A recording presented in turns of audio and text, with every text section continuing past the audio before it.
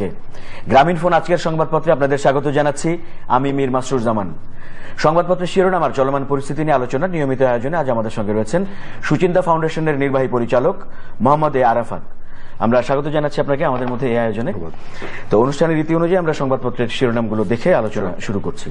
তো মূলত প্রায় সবগুলোরই প্রধান শিরোনাম হচ্ছে সিটি কর্পোরেশন নির্বাচনকে সামনে রেখে নির্বাচনের নিয়ে আয়োজন নিয়ে সুষ্ঠু নির্বাচন চাই, এই ধরনের কথাবার্তাও যেমন আছে, পাশাপাশি বিএনপি নির্বাচনে আসবে কি আসবে না, কেউ বলছেন সম্ভাব্য প্রার্থী এরা হতে পারেন, কেউ বলছেন আশা অনিশ্চিত, সরকার চাচ্ছেন, এই অবস্থায় রয়েছে এই বিষয়টি।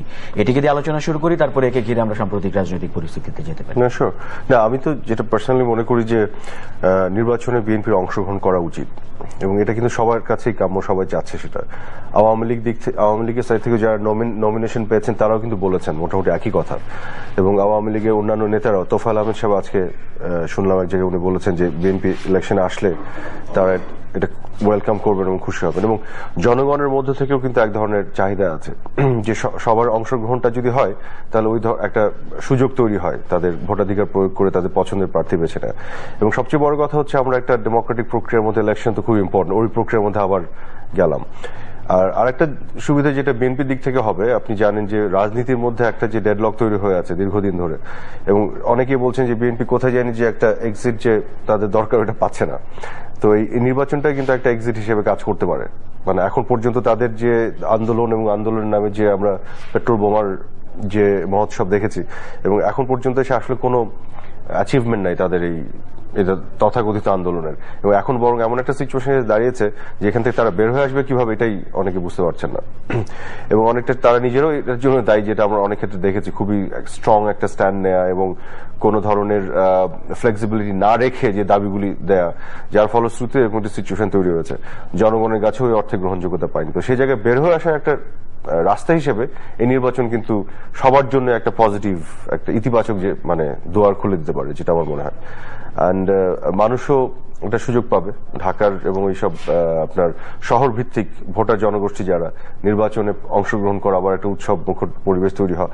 এবং এখানে আরেকটা জিনিস হবে, সেটা হচ্ছে যে বিএনপি এবং আওয়ামী লীগ দুটো দলের জন্যই তাদের শক্তিমত্তা দেখানোর একটা সুযোগ তৈরি হবে। মানে বিএনপি যেটা বলছে যে তারা আসলে বেশি জনপ্রিয়, আওয়ামী লীগ বলছে যে না, বিএনপি আনপপুলার হয়েছে, আওয়ামী লীগ বেশি জনপ্রিয় কারণ তারা অনেক উন্নয়ন করেছে, এবং বিএনপির যে ভুল রাজনীতির কারণে তারা যে অজনপ্রিয় হয়েছে সেখানে আওয়ামী লীগ জনপ্রিয়তা বেশি, অনেকগুলি পোলের যে রেফারেন্স তারা দিচ্ছে।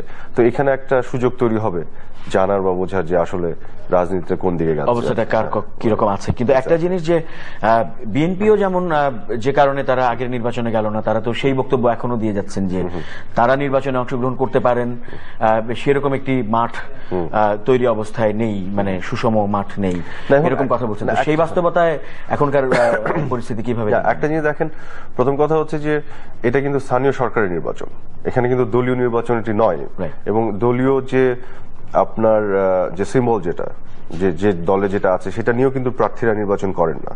যে কারণে আবার আমার একটা অন্য একটি মত আছে, এই নির্বাচন দিয়ে আসলে ওইভাবে দলীয় জনপ্রিয়তা যাচাইয়ের যে সুযোগ ওই অর্থে কতটুকু থাকে, এখানে একটু ব্যাপার আছে কিছু। এটা এত ব্ল্যাক এন্ড হোয়াইট ভাবেই আছে যদি আমরা ব্যাপারটা এরকম, এক্স্যাক্টলি। তো এটি একটা ব্যাপার। আর দ্বিতীয় ব্যাপার হচ্ছে যে এরকম স্থানীয় সরকারের যে নির্বাচন, উপজেলা নির্বাচনগুলোতে তো বিএনপি পার্টিসিপেট করেছে, এই সরকারের অধীনেই তো করেছে, এবং সেটি 5 জানুয়ারি নির্বাচন পরবর্তী সময় করেছে। সেখানে করতে পারলে এখানেও তারা করতে পারে। আরেকটি যেটি যুক্তি হচ্ছে যে 2014 সালের 5 জানুয়ারিতে যে নির্বাচনটি হলো, যেটি বিএনপি বয়কট করলো, তার পূর্বে এই সরকারের, আওয়ামী লীগ সরকারের অধীনেই সিটি কর্পোরেশনের অনেকগুলি নির্বাচন হয়েছে যেগুলোতে বিএনপি অংশগ্রহণ করেছে এবং তারা জয়ী হয়েছে, এবং এটা প্রতিষ্ঠিত হয়েছে যে ওই নির্বাচনগুলো এই সরকারের অধীনে সুষ্ঠু এবং আপনার পরিচ্ছন্ন এবং ফেয়ার ইলেকশন হয়েছে। কাজে সব দিক থেকে যদি আপনি দেখেন তাহলে এই যে এই যুক্তি দেখানোটা খুব একটা, আমি মনে করি না খুব একটা যৌক্তিক এই পর্যায়ে তাদের পার্টিসিপেট করা উচিত। এবং আসলে এখন সিটি কর্পোরেশন নির্বাচনগুলোতে হয় কি, এত অল্প কিছু জায়গাতে নির্বাচনটি হয়, এবং এমন ধরনের সার্ভেলেন্সের তারা থাকে গণমাধ্যম এবং সবকিছু মিলিয়ে। জাতীয় নির্বাচনে তো একটা ব্যাপার থাকে, গোটা দেশে অনেক বড় আকারে নির্বাচনটি হচ্ছে, বাট সিটি কর্পোরেশন যেহেতু একটি দুটি জায়গায় হচ্ছে, কাজে এখানে কিন্তু আসলে ওই ট্রান্সপারেন্সিটা আরো বেটার পাওয়া যায়। এটা গণমাধ্যম এবং বিভিন্ন অন্যান্য কারণে এই ট্রান্সপারেন্সিটা এনশিওর অটোমেটিকলি হয়। তো আমার যেটা মনে হয় এটা তাদের চেষ্টা করা উচিত এই নির্বাচনে পার্টিসিপেট। আমরা কোথাও কোথাও শিরোনাম দেখলাম কারো বরাত দিয়ে কোন সংগঠনের কথা বলে বলা হয়েছে যে একটু তাড়াহুড়া করা হচ্ছে এরকম। আপনার কি মনে হয় মানে সিটি কর্পোরেশন নির্বাচনটা নিয়ে? না, এতদিন তো বলা হচ্ছে এটা করা হচ্ছে না, করা হলে বলা হচ্ছে তাড়াহুড়া। এখন হচ্ছে কি, একটি সমাজে বিভিন্ন ধরনের মত থাকে, যে কোনো কাজই আপনি করতে যান না কেন একটি অংশ পাবেন জনগণের মধ্যে থেকে যারা এটার বিরোধিতা করবে। তো ব্যাপারটা এরকমই হয়েছে, কিন্তু মেজরিটি মানুষের ওপিনিয়ন কি সেটা যদি আমরা দেখি, আমি যেটা পার্সোনালি মনে করি যে এই গণতন্ত্রের নির্বাচন তো খুবই গুরুত্বপূর্ণ একটি অনুষঙ্গ, এবং আমরা প্রত্যেকটা পর্যায়ে গণতন্ত্রকে এস্টাবলিশ করতে চাই, দেখতে চাই, এবং সেক্ষেত্রে নির্বাচন হতে হবে। তো যে কারণেই হোক, আপনার বিভিন্ন আইনগত জটিলতা এবং অন্যান্য সমস্যার কারণে নির্বাচনগুলি হতে পারেনি, যেটি সরকারি পর্যায় থেকে বলা হয়েছে, যে কারণে প্রশাসক নিয়োগ করে এগুলো চালানো হয়েছে এতদিন। তো আমরা তো চাই এবং মনে করি যত শীঘ্রই, যত তাড়াহুড়ো করে নির্বাচনের দিকে যাওয়া যাবে তত ভালো। কাজে নির্বাচন তাড়াহুড়ো করাটা অন্যায় কিছু, খারাপ কিছু, এটা তো মনে হয় না আমার। যারা এটা বলতে যাচ্ছেন তারা কোন যুক্তিতে বলছেন আমি জানি না। কাজেই আপনি দেরি করলেও কিছু লোক আছে বলবে যে বেশি দেরি হয়ে যাচ্ছে, তাড়াতাড়ি করলেও কিছু লোক বলবে বেশি তাড়াহুড়ো হয়ে যাচ্ছে। তো এইগুলো থাকবেই। মানে একটা জিনিস থাকে যে দ্রুত করা, আর একটা হচ্ছে তাড়াহুড়ো করা। তারা বোঝা যাচ্ছেন যে দ্রুত করতে গিয়ে এমন কিছু হচ্ছে কিনা যে পুরোপুরি ইলেকশন কমিশন তো সে তার নিয়ম নীতির মধ্যে থেকে সময় এবং এগুলো যেভাবে প্রসেসগুলি যেগুলো বলা আছে তার মধ্যে থেকেই করছে। কোথাও তো কেউ দেখাতে পারবে না যে এই জায়গায় সুনির্দিষ্টভাবে ব্যত্যয় ঘটছে যার কারণে দাবি করা যাবে দ্রুত হচ্ছে বা তার উপর। এগুলো তো হচ্ছে না। নিয়মের মধ্যে, আইনের মধ্যে, লিগ্যাল ফ্রেমওয়ার্কের মধ্যে, কনস্টিটিউশনাল যে ফ্রেমওয়ার্ক, এর মধ্যেই তো সবকিছু হচ্ছে। নিশ্চয়ই নির্বাচন কমিশনের প্রস্তুতির। আপনি আরেকটি দিক, আপনি যেটি নিজেও ইঙ্গিত করেছিলেন, আমরা সংবাদপত্রে আমরা দেখেছি, ওই বিষয়টিতে কেউ কেউ একটু আলোকপাত করছেন যে নির্বাচনটি স্থানীয় নির্বাচন, স্থানীয় নির্বাচনের প্রার্থীদেরকে আমরা এতটা দলীয় ভাবে কেন দেখছি? দেখুন, এখানে আপনাকে একটা জিনিস বলি, আমি পার্সোনালি যেটা মনে করি যে এখানে এক ধরনের ডাবল স্ট্যান্ডার্ড বা একটা হিপোক্রেটিক্যাল অবস্থা আমাদের এই জায়গাতে আছে। এগুলো অনেক সময় থাকে কেন জানেন? আমরা এমনভাবে আইন তৈরি করি যে আইনটা বাস্তবসম্মত নয় অনেক ক্ষেত্রে। যেমন ধরেন, এই যে নির্বাচনে আপনি যদি যান, অংশগ্রহণ করেন, আমরা সবাই জানি কি পরিমাণ টাকা খরচ হয়, কিন্তু সবাই মিলে আবার এমন একটি অবাস্তব অ্যামাউন্টকে আমরা দিয়ে রেখেছি যেটার বাইরে কেউ খরচ করতে পারবে না, কিন্তু আমরা জানি এটা কিন্তু কেউ পারে না। কাজে আইনই এমন করি আমরা যে আইনটা সবাই ভাঙে। যেমন ধরেন, আপনি গুলশান বা বাড়িধারা এলাকায় একটা বাড়ি কেনেন, আপনি বাড়ি কেনার উপরে যে ট্যাক্সটা দিবেন, আসলে কি ওই দামে বাড়িটা কিনেছেন? সবাই কিন্তু এই কাজটি করছে। তো আমি আইন ওরকম অবাস্তব করি কেন যেটা আইন ভাঙতে বাধ্য হয় মানুষ, যে কারণে আমার আইনগুলো বাস্তবসম্মত হওয়া উচিত। এখানে জিনিসটা যেটা হচ্ছে যে আমরা জানি যে এটা স্থানীয় সরকার নির্বাচন, আমরা জানি এটা দলীয় না, কিন্তু দলীয় মনোনয়ন তো দিচ্ছে, তার দলীয় সিম্বল ইউজ করছে, সমর্থন অনেকটা মনোনয়নে দেওয়ার মতো। আবার এটি মনোনয়ন দিলেও আবার সেই সিম্বল কিন্তু ইউজ করছে না দলের। কাজে আপনি এখানে কোন জায়গায় আটকাবেন? এই যে আমি ব্যক্তিগত যেটা মনে করি, স্থানীয় সরকার নির্বাচনগুলো দলীয়ভাবেই হতে পারে, এটা বেটার। আপনি যদি কমপ্লিটলি স্থানীয় সরকার নির্বাচন ঠিক যেভাবে হওয়া উচিত বলা আছে ওভাবে যদি করতে পারতেন বাস্তবতার জায়গায় দাঁড়িয়ে, তাহলে কোনো সমস্যা ছিল না, সেটা হয়তো বেস্ট পসিবল অপশন হতো। সেটা যদি হচ্ছে না, কাজে এই ডাবল স্ট্যান্ডার্ড বা হিপোক্রেটিক্যাল জায়গাটা না রেখে আমরা সরাসরি এটা বলে দিই না কেন, আইনটা এভাবে করি দলগত ভাবে। কিন্তু ওইটা যদি বেটার অপশন হয় তাহলে ওখানে যেতে সমস্যা হবে, ওইটা যাওয়ার জন্য প্রস্তুতি কেন নেওয়া হচ্ছে না? ওইটা যদি বেটার অপশন হয় দলীয় রাখাটা, that's what I am saying.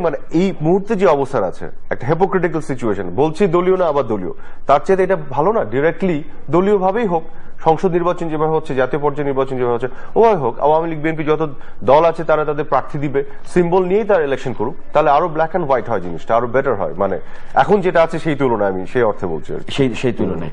আচ্ছা, আমরা নির্বাচনের একটি দিক তো গেলই, এবং আপনি যেমন বলছিলেন যে নির্বাচনটা হলে আরেকটু গণতন্ত্র চর্চার একটি পরিবেশ তৈরি হবে, একটি অন্তত মানুষ এখনকার ছক বাঁধা অবস্থা থেকে, গুমট অবস্থা থেকে বেরোতে পারবে। কিন্তু এখনকার যে অবস্থাটি চলছে বা যে অবস্থা ইতিমধ্যে এসেছে, আমরা কোথাও কোথাও শিরোনাম দেখছিলাম যে এক ধরনের সামাজিক বিপর্যয়, আর্থিক ক্ষতি, সমস্ত কিছু মিলে একটা খারাপ পরিণতির দিকে যাওয়া হচ্ছে, এরকম একটা অবস্থা। আচ্ছা, এখানে আমি আমার একটা ব্যক্তিগত বিশ্লেষণ আপনাকে দিই। আমি জানি না কতটুকু সময় আছে আপনার, ছোট করে আমি চেষ্টা করি বলা। সেটা হচ্ছে যে একটা জিনিস খেয়াল করে দেখেন, বিএনপি উচ্চ পর্যায় থেকে একবারও কিন্তু সংলাপের কথা বলা হয়নি। বাইরে থেকে অনেকে বলেছেন সুশীল সমাজের পক্ষ থেকে বিএনপির অন্যান্য স্তরে যারা ধরেন একটু টকশোতে যায়, বিভিন্ন জায়গায় কথা বলেন, তারা বলেছেন সংলাপে সরকারের আসা উচিত। সরকারও আবার গো ধরে বসেছিল, সন্ত্রাস যারা করছে সন্ত্রাসীদের সাথে সংলাপ করা যাবে না, এরকম একটা স্ট্যান্ড। কিন্তু উচ্চ পর্যায়ে থেকে, মানে বেগম জিয়ার মুখ থেকে আনটিল তার লাস্ট যে প্রেস কনফারেন্সে, যেখানে তার একটু নমনীয় মনে হচ্ছে, তার আগ পর্যন্ত কিন্তু ওনাদের দাবি ছিল একটা, সেটা হচ্ছে শেখ হাসিনাকে সরে যেতে হবে। সংলাপ ওয়াজ নট দেয়ার ডিমান্ড। তারা এমন একটা রিজিড এবং এমন একটা ইনফ্লেক্সিবল একটা অবস্থান নিয়ে এই তাদের ভাষায় যে গণ আন্দোলন তারা শুরু করেছেন, যে ওইখান থেকে তাদের জন্য এখন এক্সিট পাওয়া ডিফিকাল্ট হয়ে গেছে।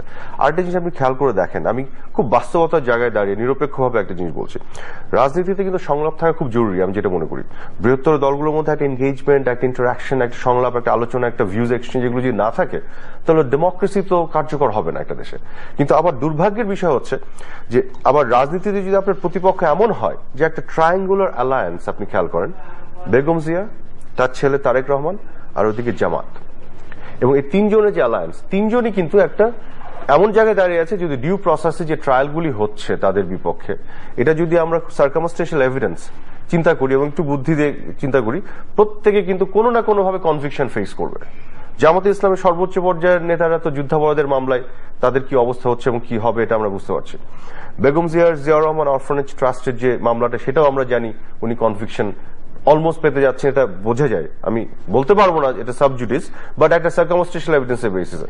তারেক রহমানের ব্যাপারটা আমরা জানি যে 21 আগস্টের বোমা হামলায় তার ইনভলভমেন্ট, এগুলো কিন্তু অনেকখানি এক্সপোজ হয়েছে, এবং ডিউ কোর্স অফ লতেও কিন্তু যে কনভিকশন হয়ে যেতে পারে। তাহলে যে কি হবে আমরা জানি না, কিন্তু বিচার চলছে এবং মোটামুটি আন্দাজ করা যায়, আমি সে জায়গায় দাঁড়িয়ে বলছি, এবং তারাও কিন্তু জানেন যে তাদের ইনভলভমেন্ট আছে কিনা।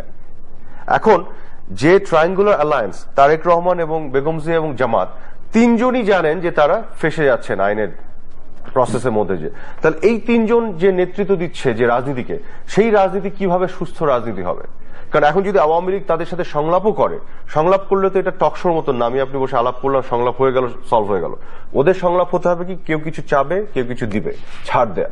এখন যদি তাদের চাওয়াটা এরকম হয়, যুদ্ধপরাধীদের সব ছেড়ে দাও, আমাকে ছেড়ে দাও, আমার সন্তানকে ছেড়ে দাও, কোনো বিচার হবে না, কিন্তু একটা বাস্তব দল হিসেবে তো তারা আছে, কিন্তু সংসদের বাইরে সংলাপ শব্দ হতে হবে আপনার রুল অফ লর মধ্যে, সবকিছু হতে হবে কনস্টিটিউশন এবং আইনের মধ্যে। এখন তাদের দাবিগুলি যদি বেআইনি হয়, দাবিগুলি যদি এমন হয় যেটা মানা সম্ভব নয় শেখ হাসিনার জন্য, তাহলে সেই সংলাপ তো কখনো ফলপ্রসূ হবে না। কাজে আমরা একটা জিনিস বুঝি না, যে আমরা শুধু সংলাপ চাইলেই তো হলো না, সংলাপ চেয়ে তার রেজাল্ট আসার জন্য যেটা তারা চাবে সেটা তাদেরকে দিতে হবে। এখন তাদের চাওয়াটা যদি হয় ওই যে ট্রায়াঙ্গুলার অ্যালায়েন্সের প্রত্যেকে, তারেক রহমান, বেগম জিয়া এবং জামাত, যারা একটা কনভিকশন ফেস করতে যাচ্ছে, তাদেরকে যদি ওখান থেকে ছাড় দিতে হয়, তাহলে তো আপনি এই আপনার শেখ হাসিনার জন্য একটা বিশাল কম্প্রোমাইজ, এবং এটা না করলে আপনার সংলাপ ফলপ্রসূ হবে না। যে কারণে আপনি খেয়াল করে দেখেন, শেখ হাসিনার দিক থেকে কিন্তু বারেবার সংলাপের উদ্যোগ নেওয়া হয়েছে। 5ই জানুয়ারি নির্বাচনের আগে উনি বলেছেন সংলাপের কথা, বেগম জিয়া তার উত্তরে আলটিমেটাম দিয়েছিলেন 48 ঘন্টা, আপনার যদি মনে থাকে। ফোন করেছেন বেগম জিয়াকে, উনি কিন্তু উনার দাওয়াত গ্রহণ করেননি। তো ঘটনা যেটি, এবং এবারও দেখেন বেগম জিয়ার বাসায় শেখ হাসিনা গেলেন, যদিও একটা অন্য পরিস্থিতিতে, কিন্তু কি ধরনের ব্যবহার উনি পেলেন। কাজে বেগম জিয়া এবং তার দলের পক্ষ থেকে কিন্তু তারা সংলাপ কিন্তু চায় না। আমরা বাইরে থেকে কিছু লোক শুধু উচ্চস্বরে বলে যাচ্ছে সংলাপ করো, সংলাপ করো, কিন্তু এটা বললে তো হবে না, তাদেরকেও তো চাইতে হবে, এবং সেই সংলাপ হতে হবে আইনের মধ্যে, লিগ্যাল ফ্রেমওয়ার্কের মধ্যে, রুল অফ লকে আপহোল্ড করে সেই সংলাপ হতে হবে। ওখানে বেআইনি কিছু দাবি করলে তো হবে না। সংলাপ সাধারণত তাই বাইরের লোকজনই চায়। অনেক ধন্যবাদ আপনাকে সময় দেওয়ার জন্য, আলোচনার জন্য।